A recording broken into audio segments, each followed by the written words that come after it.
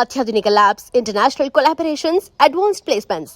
మీ dream career ని reach అవ్వడానికి మీ best choice Godavari global university.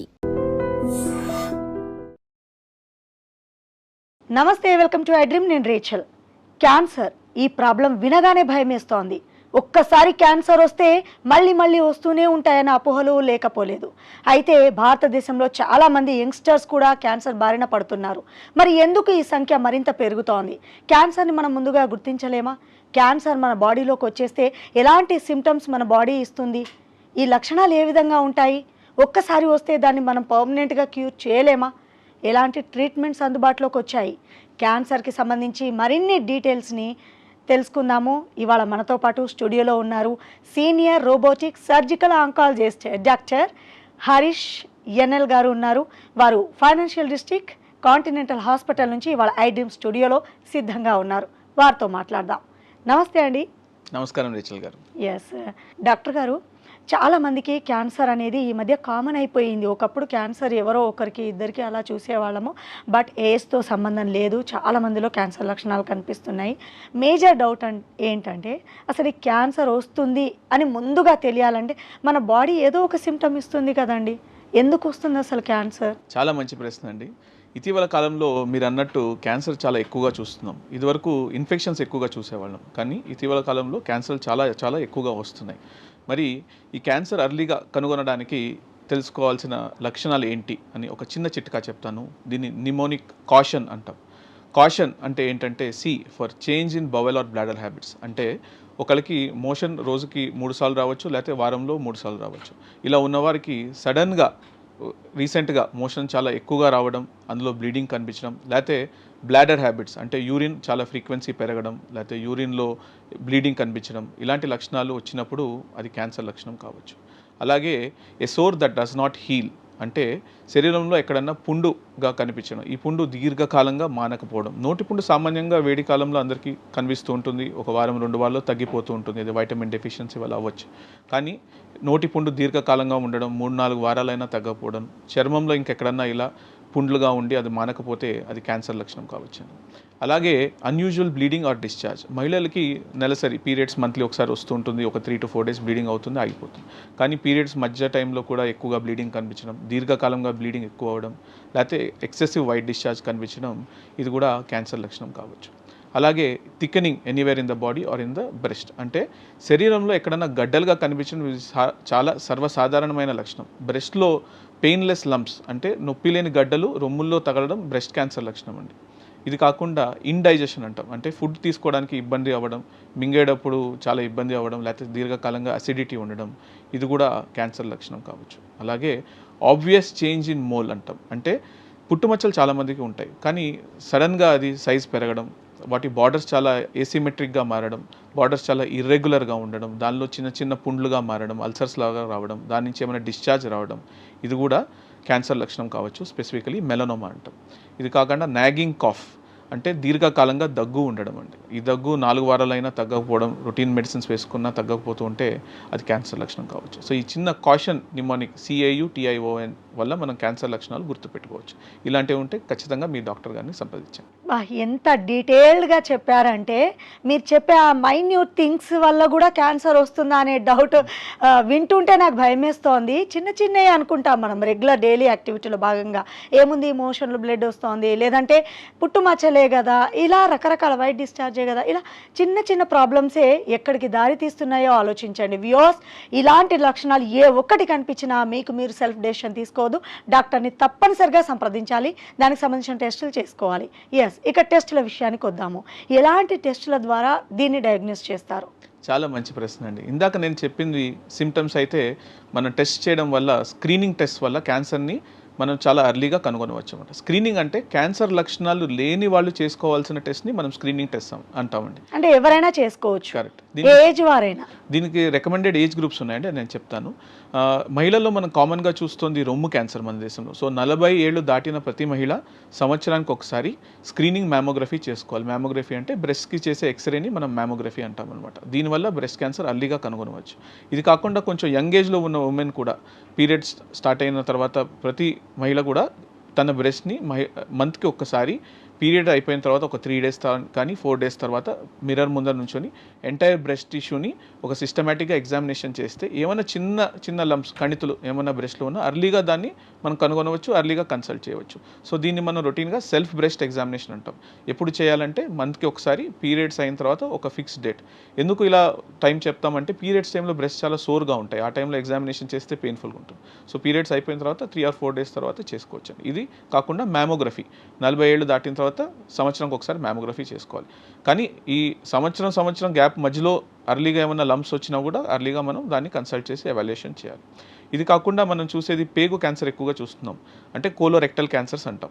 దీన్ని ఎలా కనుగొనవచ్చు అర్లీగా అంటే స్క్రీనింగ్ కొలోనోస్కోపీస్ అంటాం. ఇది 10 ఏళ్ళకి ఒకసారి 40 ఏళ్ళు దాటిన వాళ్ళు చేసుకోవచ్చండి. ఇది కాకుండా మనకి స్టూల్లో ఏమన్నా బ్లడ్ లాంటిది కంటికి కనిపించింది అకల్ట్ బ్లడ్ అంటాం. దీనికి స్టూల్లో బ్లడ్ టెస్ట్ ఉంటాయి అనమాట. దాన్ని either by immunochemistry or stool occult blood test అని టెస్ట్ ఉంటాయి. ఇవి సంవత్సరానికి ఒకసారి చేసుకోవచ్చండి. 5 yearsకి ఒకసారి సిగ్మాయిడోస్కోపీ లాంటి టెస్ట్ ఉంటాయి. వీటి వల్ల మనం పేగు క్యాన్సర్ కనుగొనవచ్చు. మహిళల్లో మరి ఇంకా కామన్గా చూస్తోంది సర్వైకల్ క్యాన్సర్, తెలుగులో మనం గర్భసంచి ముఖద్వారపు క్యాన్సర్ అంటాం. దీనికి మనం అర్లీగా డయాగ్నోసిస్ చేసుకోవడానికి ఏం చేయొచ్చు అంటే 21 ఏళ్ళు దాటిన ప్రతి మహిళ 3 ఏళ్లకు ఒక్కసారి ప్యాప్స్మియర్ అనే టెస్ట్ చేయాలండి. ఈ ప్యాప్స్మియర్లో ఏమన్నా ఇలాంటి అబ్నార్మల్ సెల్స్ ఉంటే అది మన క్యాన్సర్ డయాగ్నోసిస్కి హెల్ప్ అవుతుంది. ఇది కాకుండా అక్కడ వచ్చే ఇన్ఫెక్షన్ ఏంటంటే హెచ్పివి వైరస్ అనే ఇన్ఫెక్షన్ వస్తుంది. ఈ హెచ్పివి వైరస్ టెస్టింగ్ కూడా ఉంటుంది, హెచ్పివి DNA టెస్టింగ్ అని. అది 30 years దాటిన తర్వాత 5 yearsకి ఒకసారి అన్న చేసుకోవచ్చు. కో టెస్టింగ్ అని ఉంటుంది, HPV DNA testing with pap smear test కంబైన్గా చేసుకోవచ్చు. అలానే స్మోకింగ్ హిస్టరీ, దీర్ఘకాలంగా స్మోకింగ్ చేసిన వాళ్ళకి లో డోస్ సిటీ స్కాన్ అని ఉంటుంది. దీనివల్ల లంగ్ క్యాన్సర్ అర్లీగా డయాగ్నోస్ చేయొచ్చు. సో ఇవన్నీ ఏంటంటే క్యాన్సర్ లక్షణాలు లేని వాళ్ళకి అర్లీగా క్యాన్సర్ కనుగొనడానికి హెల్ప్ అయ్యే టెస్ట్ అండి. వీటిని స్క్రీనింగ్ టెస్ట్ అంటాం. వాటికి యాప్ట్ ఏజ్ గ్రూప్లో చేసుకుంటే అర్లీగా క్యాన్సర్ స్టేజ్ 1లో కనుగొనే మనకి ఛాన్స్ ఉంటుంది. అర్లీగా ట్రీట్మెంట్ చేసుకుంటే నయమయ్యే ఛాన్స్ చాలా ఎక్కువగా ఉంటుంది. డాక్టర్ గారు, మీరు అన్ని రకాల టెస్ట్ల గురించి చెప్పారు. బట్ బ్రెస్ట్ విషయానికి వస్తే ఇంతకుముందు మీరు చెప్పారు మన క్యాన్సర్లో పెయిన్ ఉండకపోవచ్చు, ఆ గడ్డ ఏదైతే చిన్న కణితిలాగా ఏర్పడుతుంది బ్రెస్ట్లో, పెయిన్ ఉండకపోయినా అది క్యాన్సర్కి దారి తీయొచ్చు అని చెప్పారు. అయితే మీరు చెక్ చేసుకోవచ్చు మనము ఆఫ్టర్ డేట్ తర్వాత మన సర్కిల్ ఏదైతే అవుతుందో దాని తర్వాత టెస్ట్ చేసుకోవాలన్నారు. ఇక్కడ నా మేజర్ డౌట్ ఏంటంటే ఇప్పుడు అది పెయిన్ ఉండదు, ఎవరైనా ఆ టెస్ట్ చేసుకున్నప్పుడు ఎట్లా గుర్తించడం? అది ఇప్పుడు పెళ్ళి కానీ అమ్మాయిలు ఉంటారు, ఆఫ్టర్ మ్యారేజ్ తర్వాత పిల్లల్ని కన్న తర్వాత ఆటోమేటిక్గా బ్రెస్ట్ క్యాన్సర్స్ రావు అనేది కూడా వినిపిస్తోంది. ఎట్లా గుర్తించాలంటే ఏం చేయాలి? రైట్, చాలా మంచి ప్రశ్న అడిగారండి. ఇప్పుడు pain is not a sign of cancer మనం గుర్తుపెట్టుకోవాల్సింది. ఎందుకంటే పెయిన్ లేదు కాబట్టి చాలామంది లేట్గా కన్సల్టేషన్ చేస్తుంటారు. దానివల్ల పెయిన్ ఉంటే అర్లీగా వస్తారు, నొప్పి ఉంది కాబట్టి, ఇబ్బంది కాబట్టి. సో మనం గుర్తుపెట్టుకోవాల్సింది పెయిన్లెస్ బ్రెస్ట్ లంప్స్, నొప్పి లేకుండా రొమ్ములో గడ్డలు ఉండేవి క్యాన్సర్ అయ్యే ఛాన్స్ కొంచెం ఎక్కువ. సో కన్సల్ట్ చేసినప్పుడు మనం దీన్ని ఎలా నిర్ధారిస్తాము అంటే మనం ఇమేజింగ్ టెస్ట్ చేస్తాం, like mammography, ultrasound, Sono mammography అంటాం.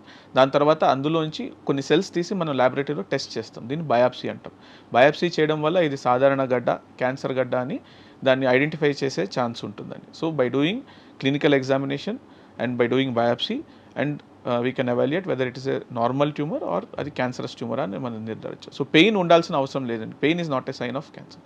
ఇంకా ఇతర లక్షణాలు ఏంటి రొమ్ము క్యాన్సర్లో మనం తెలుసుకోవాల్సింది ఏంటంటే నారింజ తొక్కలాగా బ్రెస్ట్ మీద స్కిన్ మారడం, చిన్న చిన్న డింపుల్స్ లాగా ఉండడం, నిప్పుల నుంచి డిశ్చార్జ్ రావడం, చాలా టైమ్స్ బ్లడీ డిశ్చార్జ్ అని చెప్తాం, ఒక సైడే ఉండడం, అది టూ సైడ్స్ కొంచెం వాటరీగా డిశ్చార్జ్ కొన్నిసార్లు ఉండొచ్చు, కానీ యూనిలాటరల్ ఒక సైడే ఉండడం, బ్లడీ డిశ్చార్జ్ రావడం, నిప్పుల్ లోపలికి వెళ్ళిపోవడం, నిప్పుల్ రిట్రాక్షన్ అంటాం, అంటే మొనలు అంటాం తెలుగులో. నిప్పుల్ రిట్రాక్షన్ కూడా క్యాన్సర్ లక్షణం అండి. రీసెంట్గా అలా నోటీస్ చేస్తూ ఉన్న ఇలాంటి చేంజెస్, బ్రెస్ట్ స్కిన్ మీద ఏమైనా చిన్న చిన్న పుండ్లుగా మారడం, ఇవి కూడా ఉంటే అది క్యాన్సర్ లక్షణం, బ్రెస్ట్ క్యాన్సర్ లక్షణం కావచ్చు. సో ఇలాంటి లక్షణాలు ఉంటే మనం అర్లీగా కన్సల్ట్ చేయాలి. ఇవి కాకుండా యాక్సిలా, చంకల్లో చిన్న చిన్న పిల్లగడ్డల్లా కనిపించడం, స్వెల్లింగ్స్ కనిపించడం, ఇది ఎలా ఎందుకు ఉంటుందంటే లింఫ్ నోట్స్ అని ఉంటాయి మన చంకల్లో, ఈ లింఫ్ నోట్స్ వాపు రావడం వల్ల కూడా అది క్యాన్సర్ లక్షణం కావచ్చు. ఇలాంటి లక్షణాలు ఉంటే ఖచ్చితంగా మనం అర్లీగా క్యాన్సర్కి ఎవాల్యుయేట్ చేయాలండి. చాలా వ్యాలిడ్ ఇన్ఫర్మేషన్ చెప్పారు డాక్టర్ గారు. చిన్న చిన్న విషయాలే అని పట్టించుకోము అమ్మాయిలము, అండ్ సిగ్గుపడతారు కూడా. పెళ్ళి కానీ అమ్మాయిలు డాక్టర్ దగ్గరికి వెళ్ళాలి అంటే వాళ్ళకి ఈ ప్రోగ్రామ్ చాలా హెల్ప్ఫుల్ అవుతుంది అనడంలో ఏమాత్రం డౌట్ లేదు. And last and final question, ఒక్కసారి క్యాన్సర్ వస్తే దీన్ని మనం పర్మనెంట్గా క్యూర్ చేయలేము, అది ఏదైనా కావచ్చు, బ్రెస్ట్ క్యాన్సర్ కావచ్చు, మీరు ఇప్పుడు రకరకాల క్యాన్సర్ చెప్పారు, సో లివర్ క్యాన్సర్ కావచ్చు, ఏదైనా కావచ్చు అండి. ఒక్కసారి మన బాడీలో క్యాన్సర్ వస్తే దాన్ని మనం పర్మనెంట్గా క్యూర్ చేసే టెక్నాలజీ నవేడేస్ అవైలబుల్గా ఉందా లేదా? రైట్ అండి. సో దీనికి నేను ఆన్సర్ చెప్తానండి. ఇప్పుడు ఏ క్యాన్సర్ కన్నా ట్రీట్మెంట్ స్టేజ్ మీద డిపెండ్ అవుతుంది. ప్రతి క్యాన్సర్లో మోస్ట్ కామన్లీ 4 స్టేజ్లు ఉంటాయి. 1, 2, 3, 4. 1, 2, 3 అంటే చాలాసార్లు క్యాన్సర్ నయమయ్యే స్టేజెస్ అండి. ఎస్పెషలీ ఫస్ట్ స్టేజ్లో ఉన్నప్పుడు 90-95% నయమయ్యే ఛాన్స్ ఉంటుంది. అర్లీ స్టేజ్ అంటే క్యాన్సర్ ఆ అవయవంలో మాత్రమే ఉంది, ఆ అవయవాన్ని దాటి బయటికి రాలేదు. అది చాలాసార్లు ఫస్ట్ స్టేజ్ ఉంటుంది. సెకండ్ అండ్ థర్డ్ ఏంటంటే నియర్ బై ఆర్గన్స్ అయితే నియర్ బై కొంచెం spread, lymph nodes especially spread ఉన్నప్పుడు సెకండ్ ఆర్ థర్డ్ స్టేజ్ అంటూ ఉంటాం. ఇక్కడ కూడా క్యాన్సర్ మనకి క్యూర్ అయ్యే ఛాన్స్ ఉంటుంది, కానీ 1వ స్టేజ్ కన్నా చాలా తక్కువ. సెకండ్ స్టేజ్లో ఒక 60-80%, థర్డ్ స్టేజ్లో ఒక 40-60% క్యూర్ అయ్యే ఛాన్స్ ఉంటుందండి.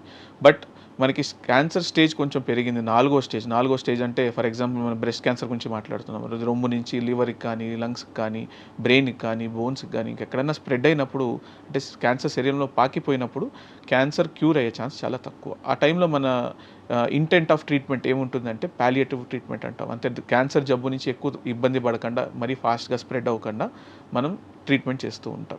కొంతమంది ఎక్సెప్షనల్గా రెస్పాండ్ అవుతారు కీమో మెడిసిన్స్కి అలాంటివి ఇచ్చినప్పుడు, but the intent main is palliative in stage 4.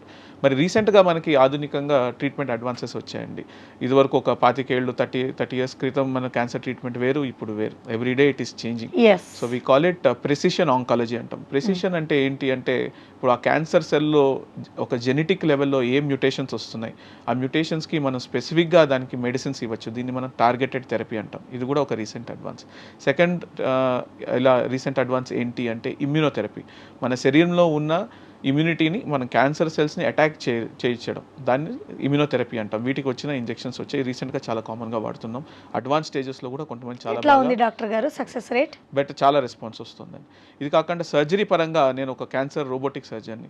So ట్రెడిషనల్గా మనం ఒక అబ్డామిన్లో ఒక సర్జరీ చేయడానికి ఒక 15-20 సెంటీమీటర్స్ కోత పెట్టాల్సి వచ్చిందండి. ఓపెన్ సర్జరీ అనేవాళ్ళం దాన్ని. సో దానికి పోస్ట్ ఆపరేటివ్ పీరియడ్లో పెయిన్ చాలా ఎక్కువగా ఉండడం, రికవరీ టైం ఎక్కువగా ఉండడం ఉండేది. ఆధునిక రీసెంట్ అడ్వాన్స్ ఏంటి అంటే, రోబోటిక్ సర్జరీలో చాలా చిన్న కట్స్, ఒక 5 mm నుంచి 8 mm, 1 సెంటీమీటర్ కన్నా తక్కువ ఇన్సిషన్స్తో మనం సేమ్ సర్జరీ, సేమ్ రాడికాలిటీ, లోపల చేసే ఆపరేషన్ ఏమాత్రం క్వాలిటీ తగ్గదు. సేమ్ సర్జరీని మనం తక్కువ పెయిన్గా early post operative recovery, early discharge చేసుకోవచ్చు. It's improving the precision with conserving the radicality of the surgery. అంటే 4th స్టేజ్ లో ఉన్నా కూడా చేయొచ్చా డాక్టర్ గారు? 4th స్టేజ్ లో మీకు ఆల్రెడీ నేను చెప్పాను, మనం we're thinking about palliation, symptom control, preventing the spread of disease or preventing it from progression. 4th stage లో we don't think much about cure. రేర్గా కొంతమందికి ఒక లిమిటెడ్గా ఒక్కొక్క ఆర్గన్కి స్ప్రెడ్ ఉంది అన్నప్పుడు మనం స్టిల్ క్యూరేటివ్ ట్రీట్మెంట్ ఇస్తూ ఉంటాము. బట్ 4th స్టేజ్లో ఇట్స్ మోర్ అబౌట్ పాలియేషన్. డాక్టర్ గారు, ఇది సిల్లీ క్వశ్చన్ అనుకోండి, లేదంటే సీరియస్ క్వశ్చన్ అనుకోండి, అంటే చాలా మందిలో ఉన్న డౌట్ నేను అడుగుతున్నాను. ఇప్పుడు 4th స్టేజ్లో క్యాన్సర్ వచ్చేసింది, సో చాలా మందిలో చూస్తున్నాము, వాళ్ళు బతికే ఛాన్సెస్ చాలా తక్కువ అంటారు. ఎవరైనా కావచ్చు, ఆడ మగ ఎవరైనా కావచ్చు, బతికితే వాళ్ళకు మినిమం ఒక లైఫ్ టైం ఎంత ఉంటుంది డాక్టర్ గారు? సో ఇది ఏ క్యాన్సర్, ఏ జబ్బు ఎక్కడ ఉంది దాని మీద డిపెండ్ అవుతుందండి. మన క్యాన్సర్ వేరే వేరే ఆర్గన్స్కి రావచ్చు.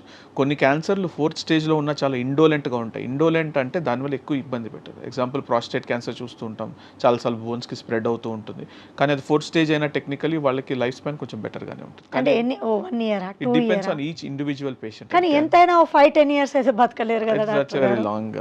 So usually it's generally many times it's about months.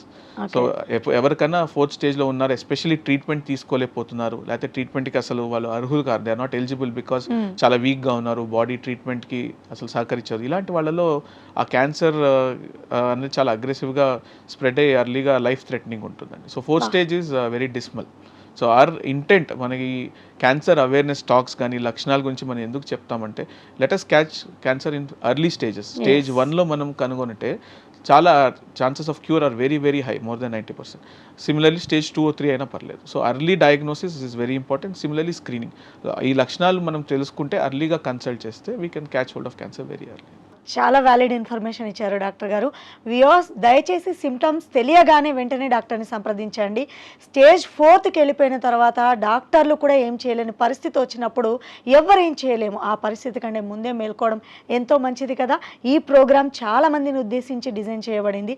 దయచేసి ఈ ప్రోగ్రామ్ని చూడండి. మీకు ఎలాంటి డౌట్స్ నా కామెంట్స్ రూపంలో తెలియపరచండి. ఇంకేమైనా మిస్ అయితే నేను నెక్స్ట్ ప్రోగ్రాంలో అడుగుతాను. ఈ ఇన్ఫర్మేషన్ చాలా మందికి యూస్ఫుల్ అవ్వాలి. ఎంతోమంది డాక్టర్ దగ్గరికి వెళ్ళలేరు, కన్సల్ట్ కన్సల్టెన్సీ ఫీజు అని భయపడుతూ ఉంటారు, చెప్పుకోలేరు. అలాంటి వాళ్ళకి ఈ ప్రోగ్రామ్ హెల్ప్ఫుల్ అవుతుందని ఒక మంచి ఉద్దేశంతో చేశామండి. So thank you so much doctor, valuable information ఇచ్చారు క్యాన్సర్ గురించి. థ్యాంక్ యూ అండి. థ్యాంక్ యూ రేచల్ గారు, thank you iDream team, thank you very much. And for more videos, Please subscribe to iDream channel. Subscribe to iDream Media. Please subscribe to iDream. Please subscribe to iDream. Please subscribe iDream. And please subscribe to iDream. For more videos, subscribe to iDream. please like, share and subscribe to the channel. Congratulations, iDream. Subscribe to iDream. Subscribe to iDream. So subscribe to iDream Media. iDream की iDream team अंदर की huge congratulations. Please subscribe iDream Media. Please subscribe to iDream. Subscribe iDream. Please subscribe to iDream. iDream అంటే నా కళల channel subscribe చేసుకున్న నోరు తిరుగుతలేదు, మీరైతే గంట గుర్తు కొట్టండి. For more such videos, please subscribe to iDream. Subscribe to iDream. Please subscribe to iDream. Please subscribe iDream Media. Please do subscribe to iDream. Please subscribe to iDream Media. For best entertainment and information, please subscribe iDream. And don't forget to subscribe to iDream.